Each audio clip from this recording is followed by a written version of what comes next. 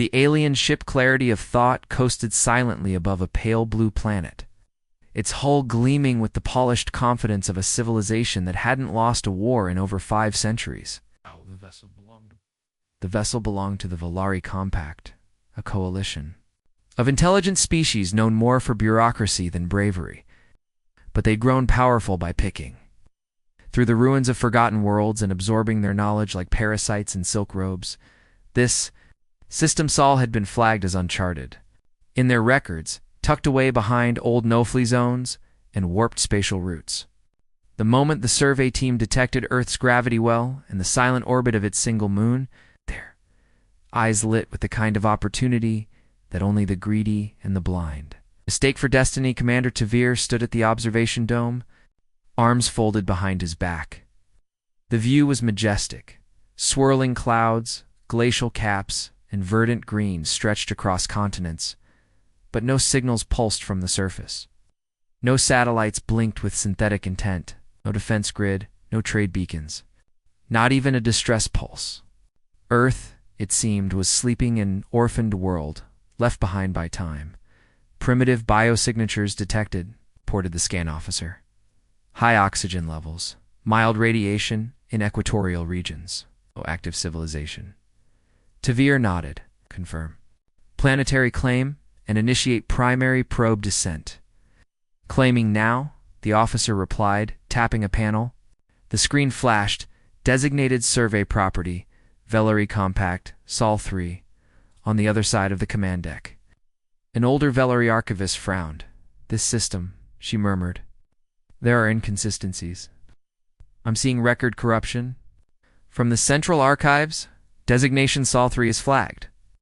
Ancient tags, legacy code, possibly religious or war classified. Religious, Tavir scoffed.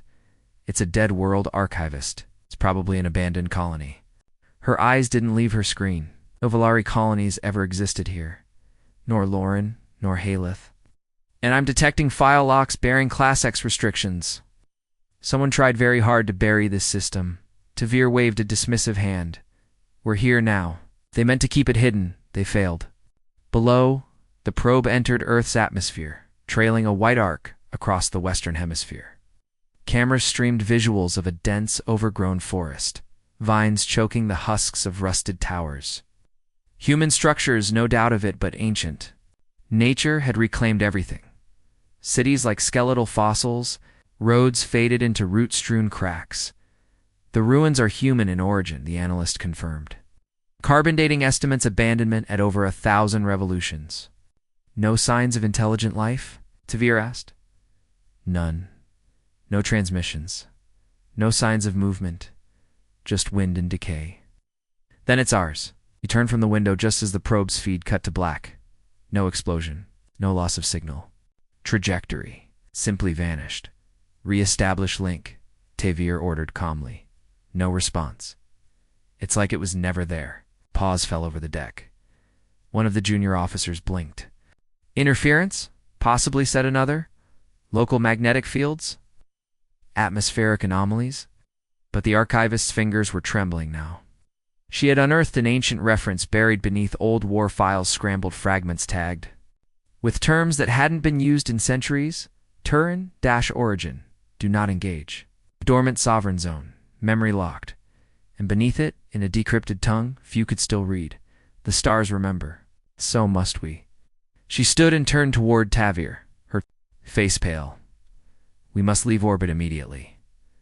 Tavir laughed. You're spooked by ancient code and superstition? I'm not superstitious, she snapped. But this planet wasn't forgotten. It was hidden. We're not the first here. We're the first fools to come back. On the forward display, Earth spun slowly, silently. Watching. Waiting. The probe was gone. And it was only the beginning. Commander Tavir stood motionless before the main display wall. Arms rigid behind his back, eyes narrowed. A thin red ring blinked in the upper corner of the screen. Probe connection lost. While Earth continued its serene rotation below, cloud systems drifted across continents that looked both familiar and utterly foreign, as if the world itself wore a mask. No sign of weapons, no defense grid, No retaliation, just absence. Still no contact? Tavir asked, voice low and even. Nothing, Commander, the scan officer replied. All telemetry ceased at 14.7 kilometers altitude. Didn't crash, it stopped transmitting midair. A murmur rolled through the command crew like a whispered infection. Not fear yet, but unease. Spreading under the skin. Launch. A secondary probe. Same descent trajectory. Activate deep shielding and quantum trace diagnostics.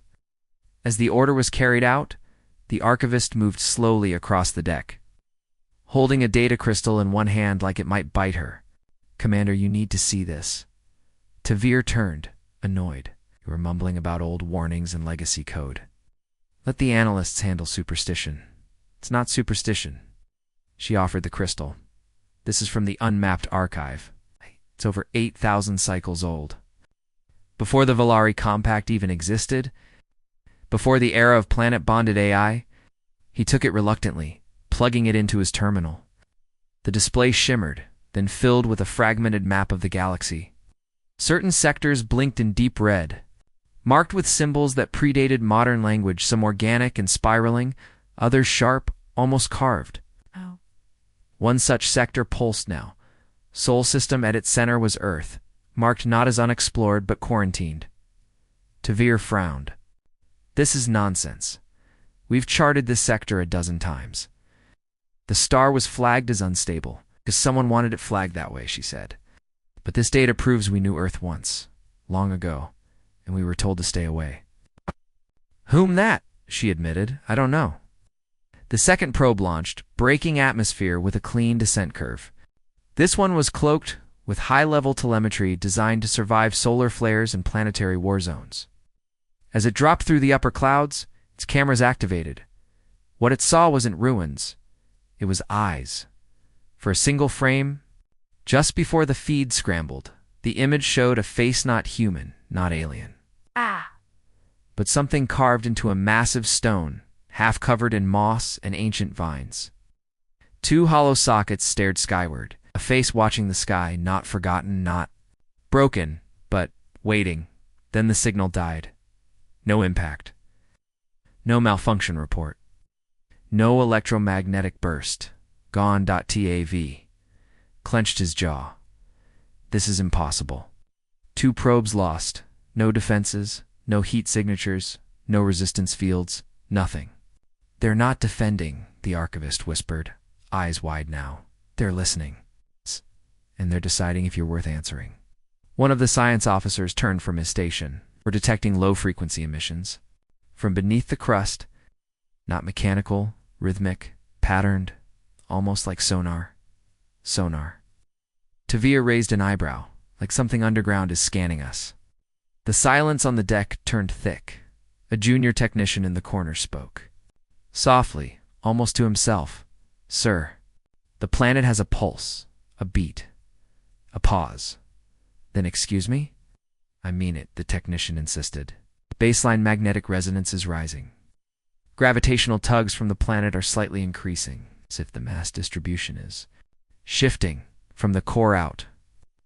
That's not a dormant planet, the archivist murmured. That's a system rebooting. Tavir had heard enough. Send down a reconnaissance squad, full gear. 2 squads, aerial and ground. I want boots. On the surface in 30 minutes. The officers hesitated. Commander, do it. He barked. They obeyed, within minutes. 2 atmospheric shuttles launched from the ship's bay, descending through Earth's upper atmosphere like silent arrows from orbit. The planet looked no different, quiet, beautiful, empty, but in the deep oceans, something shifted. In long-dead cities, lights flickered to life, in orbit. The clarity of thought received its first response from Earth, not a transmission, not a message, a file, ancient, encoded in a dialect no translator could parse, compressed across space and time as if it had waited for just the right moment to reemerge. The AI systems on board halted mind operation. Then, slowly, text appeared on every console, every display, every backup. You were not the first. Or simply the first to forget. Tavir stared at it. and for the first time in his decorated, calculation-driven career, he felt it. Not uncertainty, not arrogance, dread.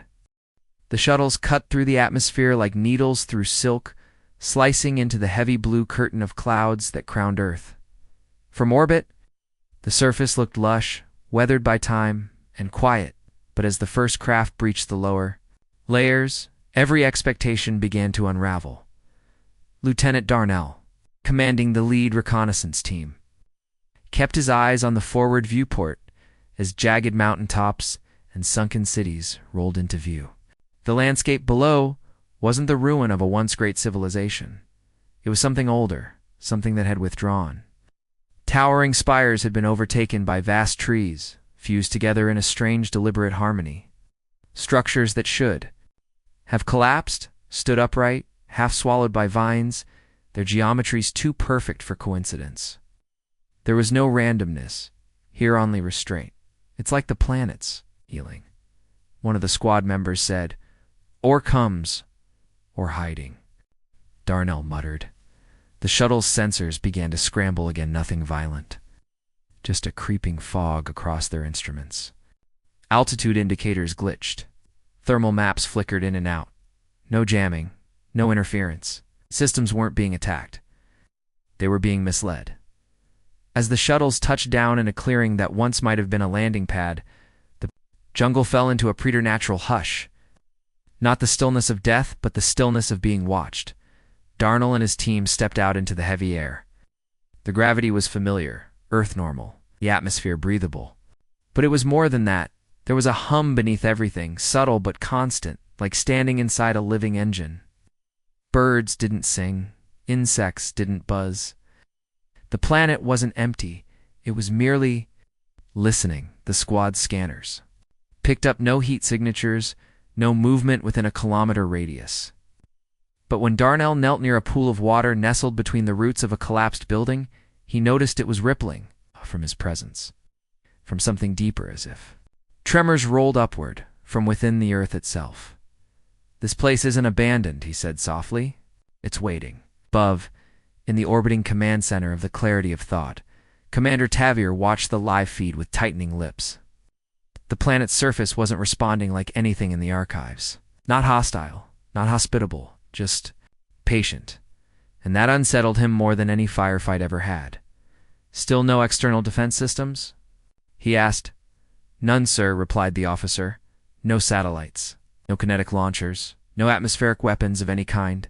"And why the probe losses? Why the interference?" "I don't think it's interference," the analyst said, hesitating. "I think we're being tested." Tavier turned. "Tested? Earth isn't passive. It's intelligent, or at least programmed to behave like it is. Whatever legacy systems were left behind, they're active. Selective." That word echoed in the silence. Selective, as if the planet itself was choosing what to allow, what to deny, and what to remember, back on the surface.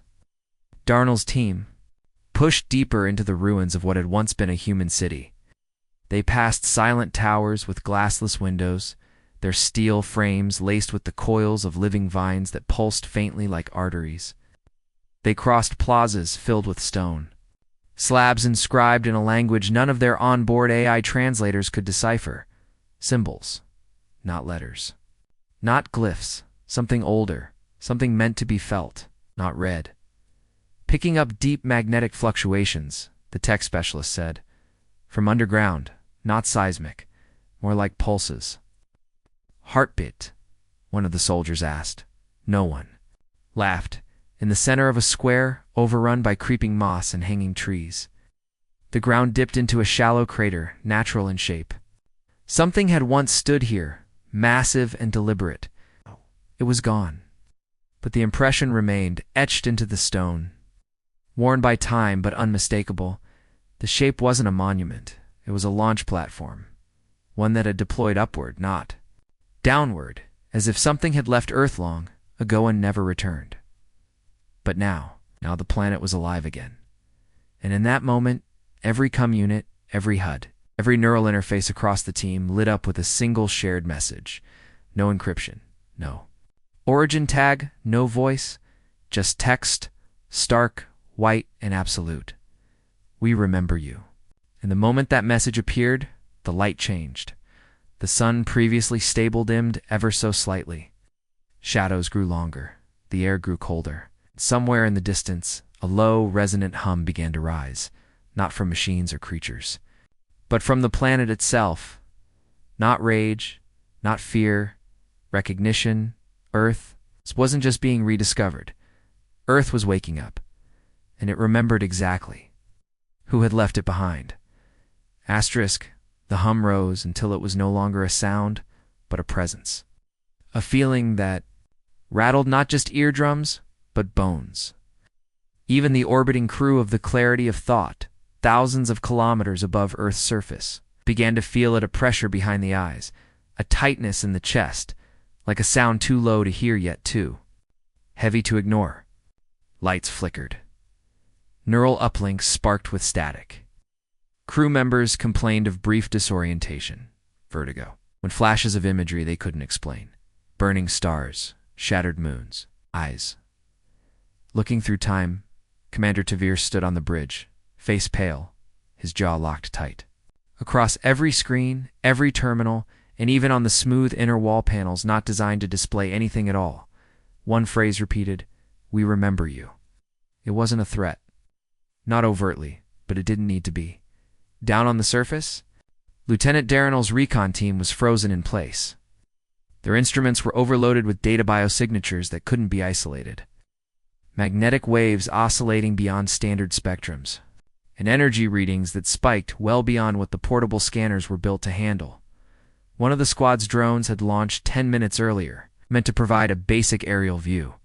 It had been flying in tight sweeps over the ruins. Now, it stopped responding. The moment the message appeared, the drone stopped mid-air. Not powered down, not shot down, just suspended. Held by something unseen. Its propeller spun in vain as it hung motionless against the sky. Then, slowly, it rotated its camera lens, fixing downward, toward the jungle canopy. Not at the squad, something beneath them. The signal burst came less than 60 seconds later. It was massive. Pure energy pulsing outward from deep within Earth's mantle, riding on frequencies unused in galactic communication for millennia. It bypassed firewalls, slipped through shields, didn't ask permission, didn't knock. It opened everything. Aboard the Clarity of Thought, the ship's AI screamed a sound none of the crew had ever heard before. It wasn't verbal, but it triggered panic in every trained operator. Defensive systems disengaged. Internal firewalls collapsed, and then right through the command center's core. A burst of ancient data filled the main display. Dozens of alien languages appeared, scrawling across the screens like wind-swept dust, familiar but old. Die, warped by time. Then it settled into one message. Signal confirmed. Legacy core online. Initiating galactic beacon recall. What does that mean? One of the communications officers gasped, clutching their head as static crawled down the edges of their neural HUD. It's activating something. A relay, Tavir snapped. Shut it down. Stable outgoing transmissions. We can't, a technician shouted. It's not transmitting from USITs, using us to amplify it. And then Earth's sky changed in orbit above the planet. Dozens of dormant satellites, non-functional, unknown to the Volari database, lit up with eerie blue pulses.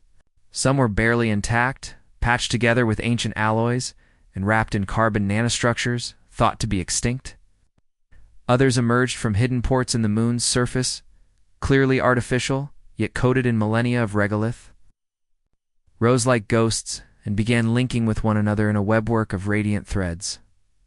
One by one, they fired narrow beams into deep space outward, not as a distress call, not as a cry for help.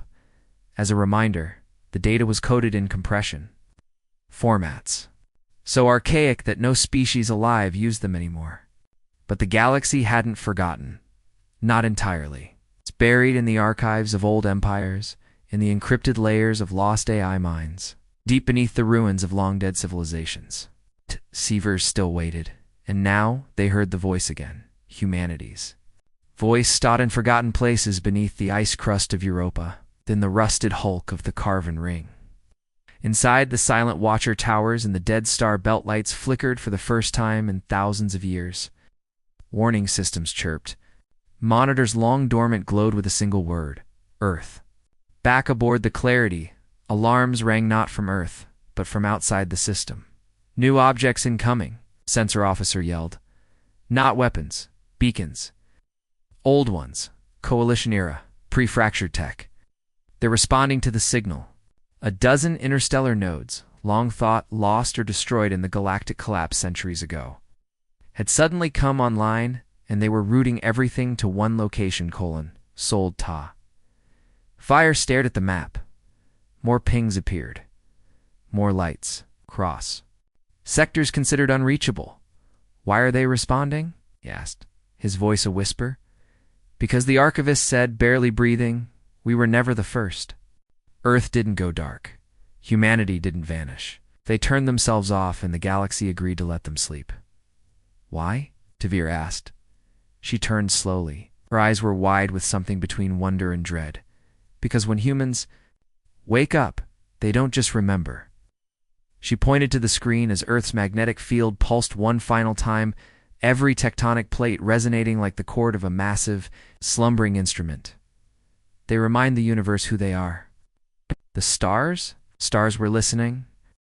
The archives had been sealed for a reason, locked beneath layers of protocol older than any living Valari, buried behind encryption keys that hadn't been used since before the Coalition's founding.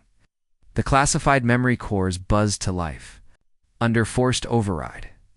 What once required permission from the Galactic Conclave now opened automatically because Earth had called, and the systems ancient and obedient remembered the voice of their makers, inside the clarity of thoughts.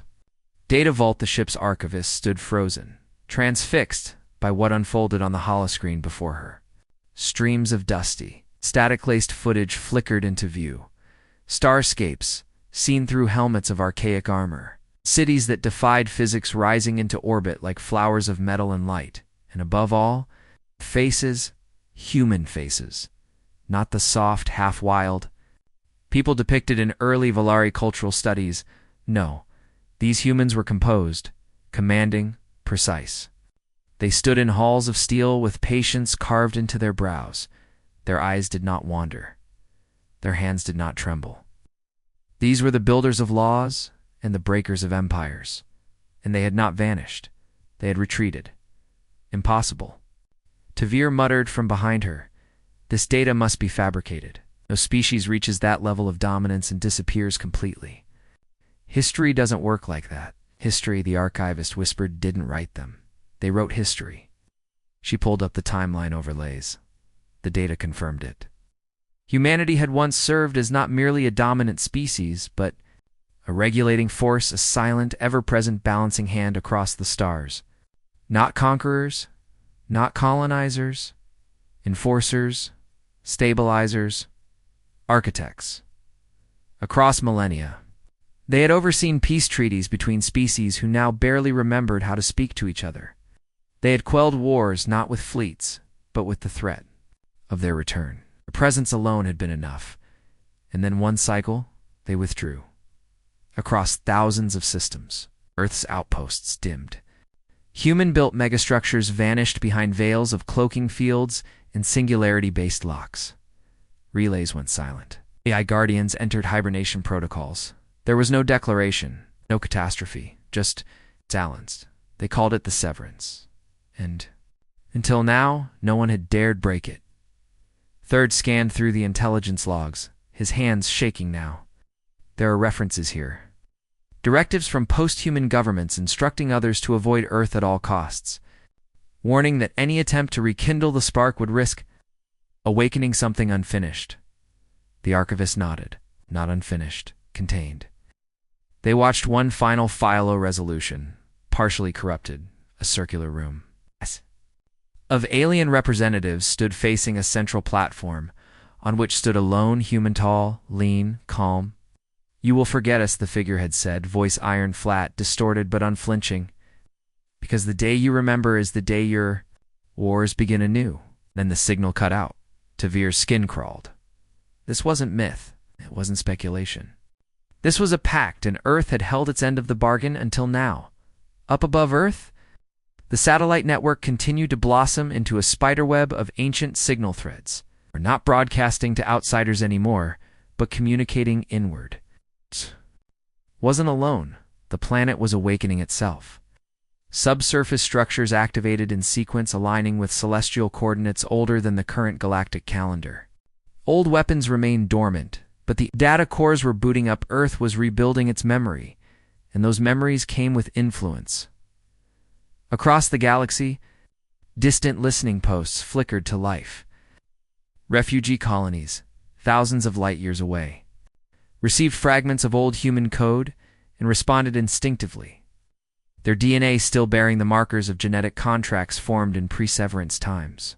Sleeper agents, unaware of their legacy, began to dream against cryptic visions of black stars and ghost cities, of oaths sworn before birth. It wasn't just history, it was activation. Humanity wasn't just returning. It had never fully left. And now, the mechanisms they had buried in the bones of 1,000 worlds stirred again, not to attack, not to conquer, but to reassume control over a galaxy that had forgotten why it feared silence. "Commander," the archivist said, eyes fixed on. A last decrypted line scrolling across the screen, "We need to leave. Now."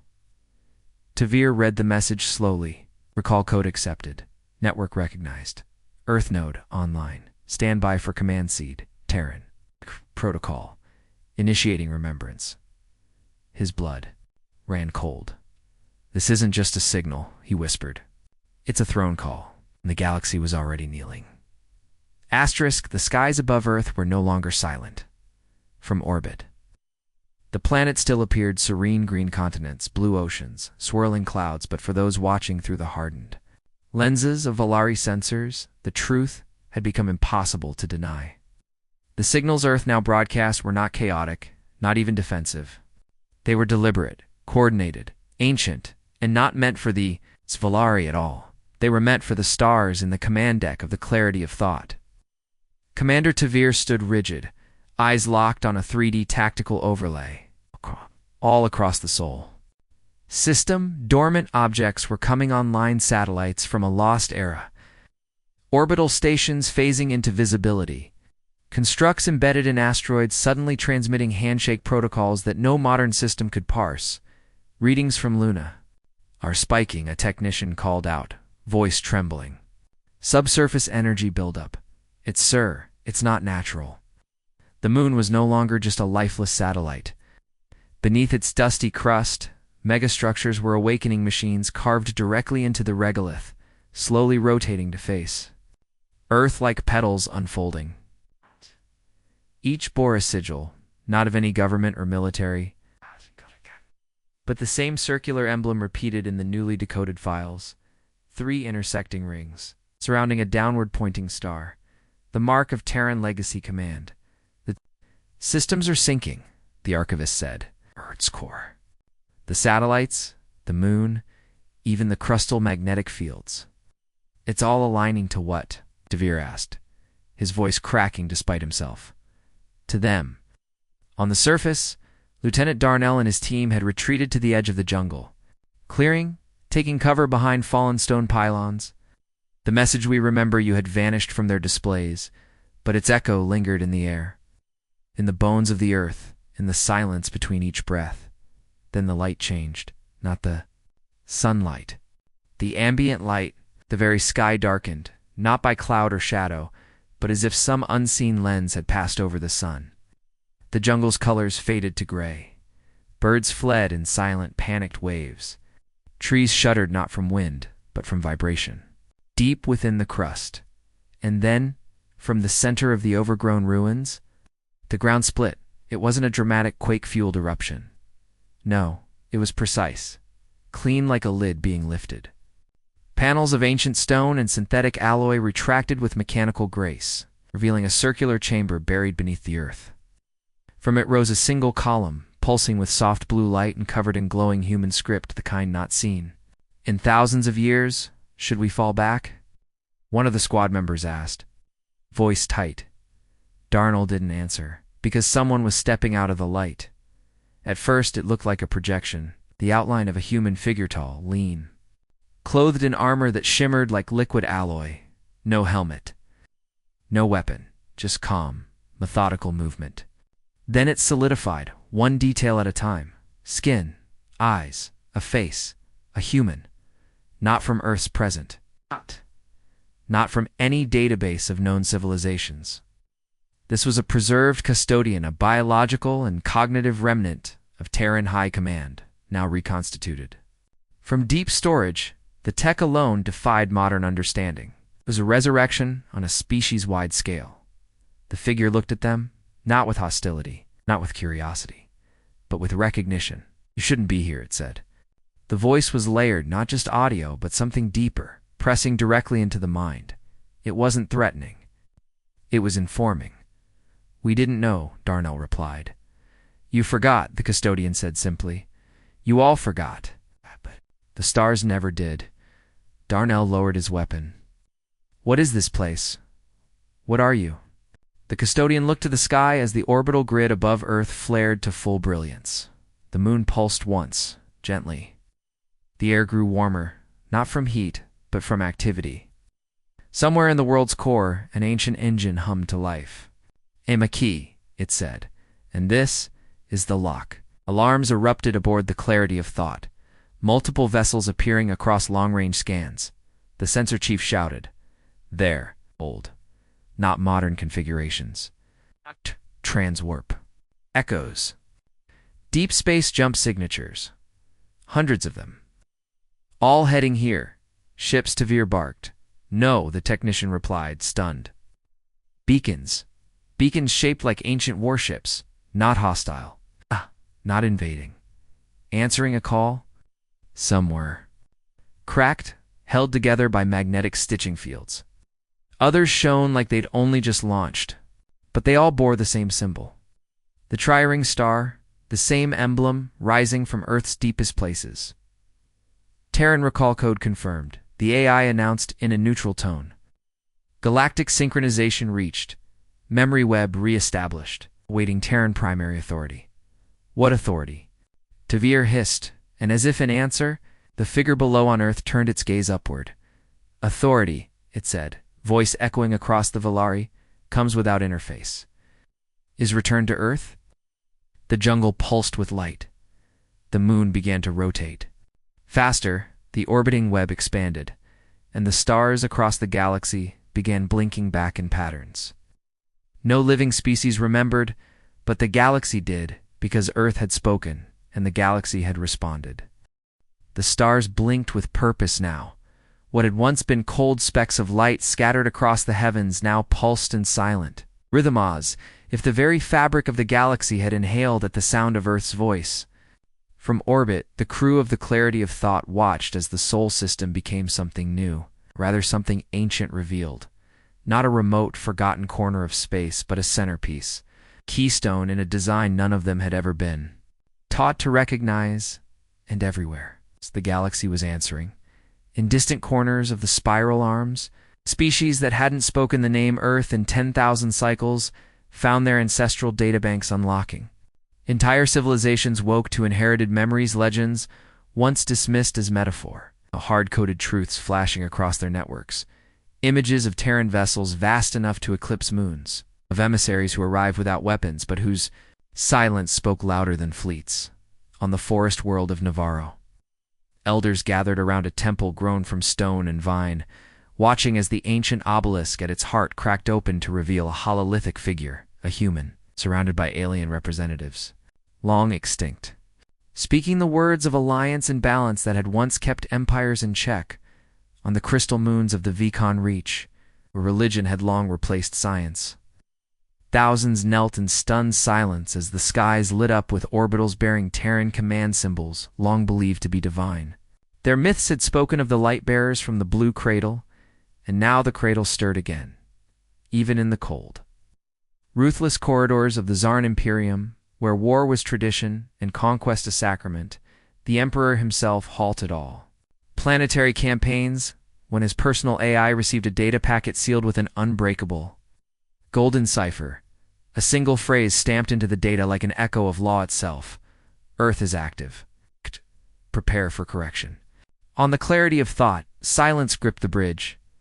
Commander Tavir stood amidst his officers. Every display now dominated by long-dead Terran subroutines that had overridden their systems without resistance or malice. But not once had Earth fired a weapon.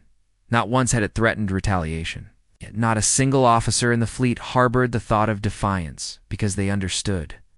Now, humanity had not vanished. It had not been defeated, forgotten, or destroyed.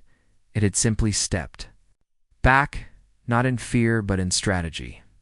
The galaxy had been too young, too reckless, and when Earth left, it had left not just silence but warnings, treaties, codes embedded in the bones of stars and the minds of machines.